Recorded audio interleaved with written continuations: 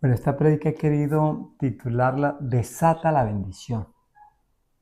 Y para eso, pues a ver, ¿quién no quiere la bendición en su vida? ¿Quién no quiere estar feliz?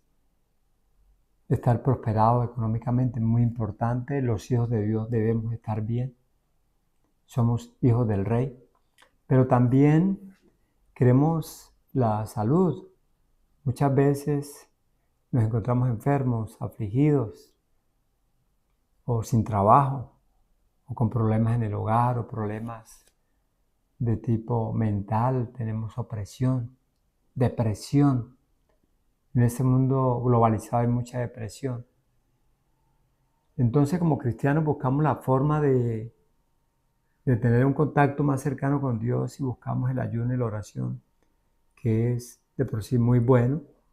Jesucristo, por ejemplo, en Lucas 6:12, nos dice, en esos días Él se fue al monte a orar y pasó toda la noche en oración a Dios. Lo que quiere decir que la oración es muy importante. El Maestro Jesús la practicaba constantemente. De hecho, cuenta que unos espíritus que los apóstoles no pudieron sacar fue precisamente por falta de ayuno y oración para que esos espíritus salieran. Entonces, es muy importante. Pero yo quiero ir aquí a Isaías 58:5 sobre él lo que piensa del ayuno y la oración. Dice, es tal el ayuno que yo escogí, que de día aflija el hombre su alma, que incline su cabeza como junco y haga cama de silicio y de ceniza. Llamaréis esto ayuno y día agradable a Yahvé. Vemos que al Señor no le gusta esa clase de ayuno. Antiguamente el silicio era unas cerdas que se hacían de cabra y se hacían unos ropajes para que causara dolor, quedaba como puntillas. O se hacían camas y la persona se acostaba en unas cerdas super filantes y eso causaba mucho dolor. Entonces, eso representaba ante la comunidad que la persona estaba afligida, y también la ceniza, el hecho de la ceniza mostraba el luto, el dolor del alma. Pero Dios dice que esto no es el ayuno que a Él le gusta, que no es el ayuno que Él realmente quiere. Y nos dice acá en Lucas 12, nos dice el Maestro Jesús, guardaos de la levadura de los fariseos, que es la hipocresía. Pues tremendo que le diga hipócritas a unas personas que uno veía en la sinagoga, bien arrodillados, orando todo el día, con denuedo, sus rostros cansados de tanta oración. Pero resulta que estos señores se iban a hacerle oración a las viudas, a esas mujeres que quedaban sin esposo. Y por cada oración ellos pedían una pequeña ofrenda, una gran ofrenda que había que darles casi obligado. Y hasta que las viudas no quedaban sin un peso, no dejaban de visitarlas. Esto es lo que castiga el Maestro Jesús. Y esa es la levadura que no quiere que nosotros lleguemos a llegar a una oración con un corazón impuro y corrupto. Entonces, ¿cuál es el ayuno que realmente quiere Dios? Pues aquí en Isaías 58:6-7 nos dice, ¿no es más bien el ayuno que yo escogí desatar las ligaduras de impiedad, soltar las cargas de opresión y dejar ir libres a los quebrantados y que rompáis todo yugo? ¿No es que partas tu pan con el hambriento y a los pobres errantes albergues en casa?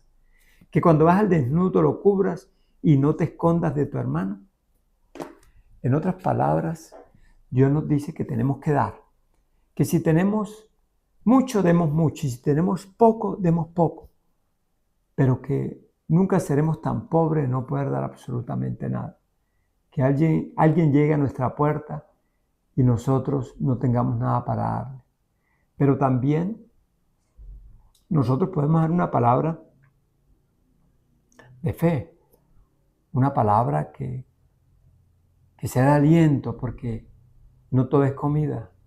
Hay personas que vienen deprimidas, hay personas que vienen buscando una palabra de consuelo, que vienen buscando amor, que vienen buscando más que el alimento físico, vienen buscando el alimento del cielo.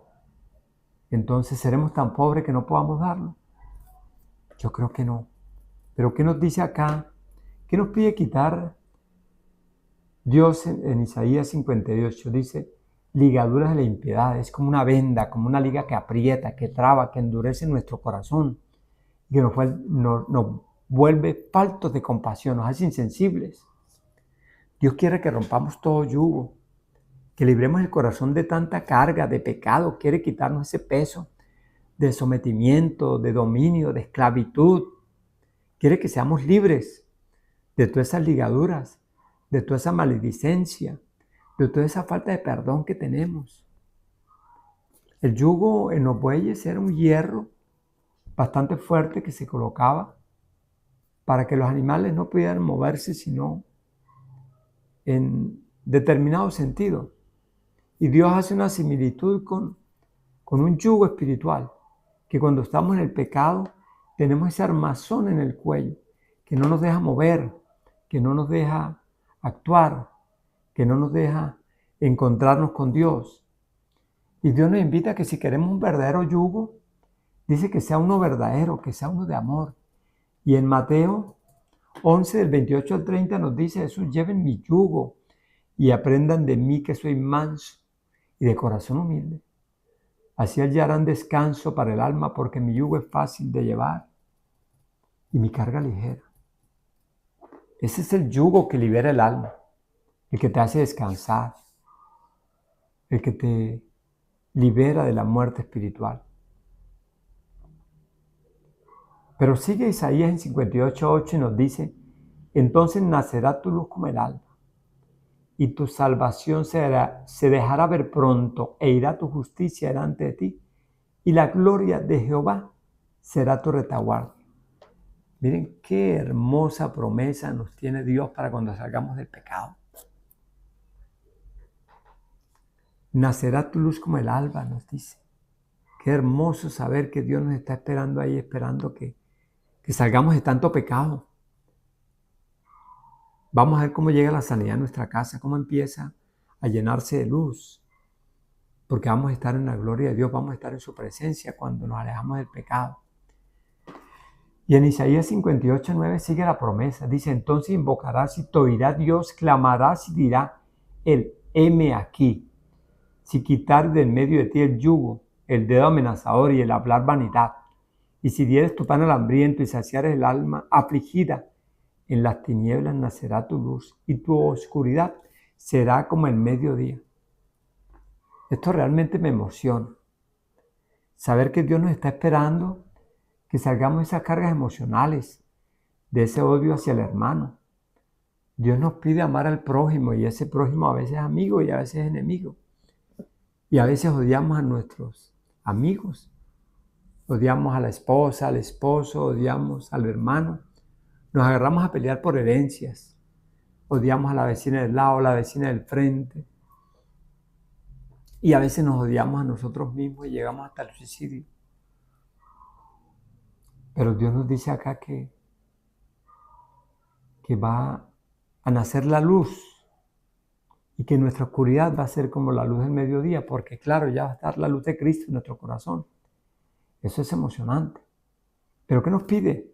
Que salgamos de ese pecado amenazador. Y todavía Isaías 58:11 continúa Dios bendiciéndonos. Dice: Dios te pastoreará siempre, y en la sequía saciará tu alma y dará vigor a tus huesos, y serás como huerto de riego y como manantial de aguas cuyas aguas nunca faltan, y los tuyos edificarán las ruinas antiguas, los cimientos de generación y generación levantarás, y serás llamado reparador de portillos, restaurador de calzados para habitar. ¿Ustedes se imaginan lo hermoso que Dios nos está diciendo acá?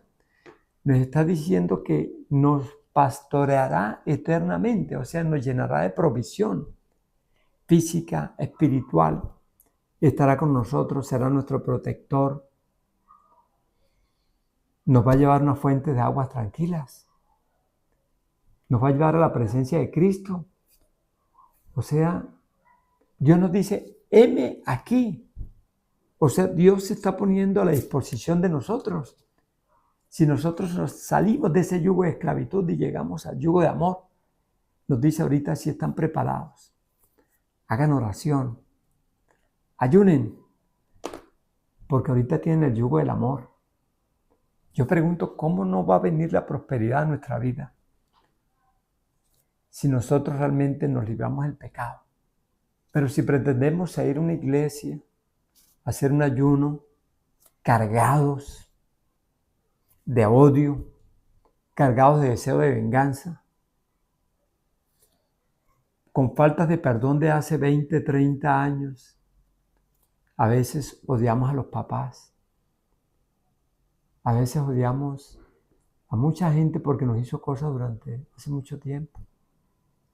¿Cómo vamos a llegar así a la presencia de Dios? Pregunto, ¿no? Es imposible. Dios no nos va a escuchar. Entonces la invitación hoy es a que desatemos la prosperidad de Dios. Se va a desatar cuando realmente rompamos realmente las cadenas del pecado. Esas cadenas por las que hay que luchar todos los días. Porque el pecado está a la puerta de la esquina y en todas partes nos llama en este mundo revuelto donde a lo bueno lo llamamos malo y a lo malo lo llamamos bueno. No hay nada malo en Dios ni nada bueno en el diablo. Tenemos que seguir en su presencia. Y les aseguro que los graneros empezarán a llenarse. Que el amor llegará a tu casa. Habitará la presencia de Dios en cada uno de nosotros. Encontrarás ese trabajo que no te llegaba. Mejorarán tu sueldo. Tus hijos irán a la universidad y prosperarán. Esas enfermedades que tenías de años que no te sanaban, te empiezan a sanar. Porque en tu corazón hay luz. Una luz que así sea en la noche va a reflejar luz para muchos y vas a ser esa lucecita en la oscuridad que va a alumbrar el alma de muchas almas que están esperando también un poco de